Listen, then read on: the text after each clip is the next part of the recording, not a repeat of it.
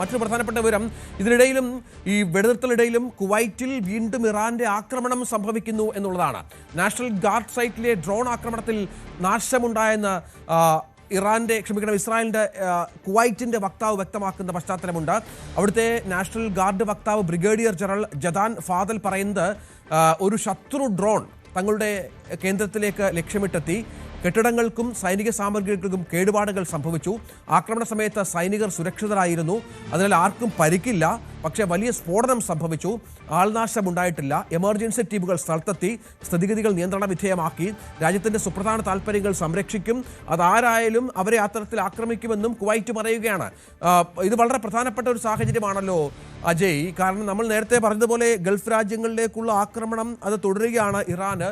ഇത് ചില്ലറയൊന്നും ആയിരിക്കില്ല അമേരിക്കയെ മറ്റും പ്രകോപിപ്പിക്കുന്നത്. അതായത് കരാറുകളിൽ ഏർപ്പെടുന്നു, 10 നിർദ്ദേശങ്ങൾ മുന്നോട്ട് വെക്കുന്നു, ഇനി ആക്രമണം ഉണ്ടാകില്ല, വെടിനിർത്തൽ എന്ന് പറയുന്നു. പക്ഷെ അപ്പോഴും ഇത്തരം കാര്യങ്ങൾ ആവർത്തിക്കുമ്പോൾ ആരെ വിഡ്ഢിയാക്കുന്നു എന്നുള്ളതാണ് പ്രധാനം. തീർച്ചയായിട്ടും ഇപ്പോൾ നാളെ ചർച്ചകൾ തുടങ്ങാനിരിക്കുകയാണ്. ഇപ്പോൾ അതിൽ മാറ്റമൊന്നും ഉണ്ടായതായിട്ട് നിലവിൽ ആരും സ്ഥിരീകരിച്ചിട്ടില്ല.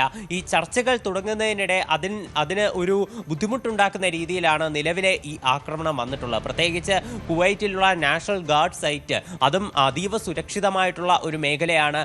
ഒരുപാട് സുരക്ഷാ സംവിധാനങ്ങൾ എല്ലാത്തിനെയും വെട്ടിച്ചുകൊണ്ടാണ് ഇത്തരമൊരു ഡ്രോൺ ആക്രമണം ഇറാന്റെ ഭാഗത്തു നിന്നുണ്ടായിരിക്കുന്നത്. എന്തായാലും ഇത്തരമൊരു ആക്രമണം ഉണ്ടായതായിട്ട് കുവൈറ്റ് ഔദ്യോഗികമായി തന്നെ സ്ഥിരീകരിച്ചിട്ടുണ്ട്.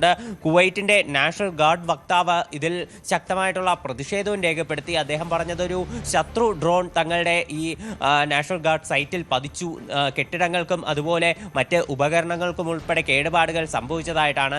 എന്നാൽ മറ്റ് സൈനികർക്കാണെങ്കിലും അതുപോലെ മറ്റ് ഉദ്യോഗസ്ഥർക്കും പരിക്കേറ്റിട്ടില്ല, ആർക്കും ആളപായമൊന്നും സംഭവിച്ചിട്ടില്ല. ഇത് തീർച്ചയായിട്ടും ഒരു ആശ്വാസമുണ്ടാക്കുന്ന കാര്യമാണ്. എന്തായാലും ഈ വെടിനിർത്തൽ ഉണ്ടായതിനു ശേഷവും ഇത്തരം ആക്രമണങ്ങൾ ഗൾഫ് നാടുകളിലേക്ക് എന്തുകൊണ്ടുണ്ടാകും എന്നുള്ള ഒരു കാര്യം അത് തീർച്ചയായിട്ടും ഒരു ചോദ്യചിഹ്നം തന്നെയാണ്.